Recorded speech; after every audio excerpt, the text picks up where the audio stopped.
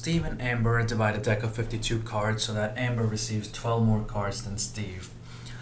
So how many cards does Steve receive? Okay, cool. Another great strategy here is the question's asking me how many cards does Steve receive. So what I have here is it has to be one of these five. Steve either has to receive 12, 16, 20, or 24.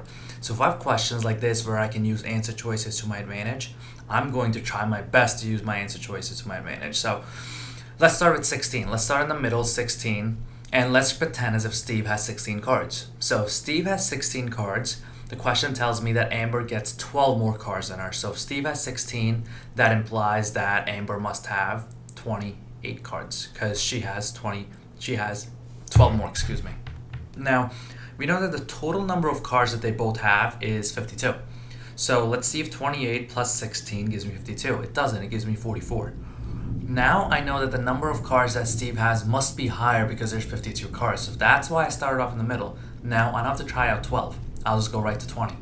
Now let's pretend as Steve has 20 cards. Now if Steve has 20, that implies that Amber has 12 more, which is 32.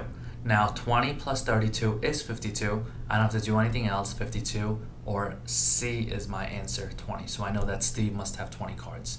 So whenever you can, use the answer choices to your advantage. Use the answer choices to your advantage. The chances of you making careless mistakes really goes down if you can use the answer choices.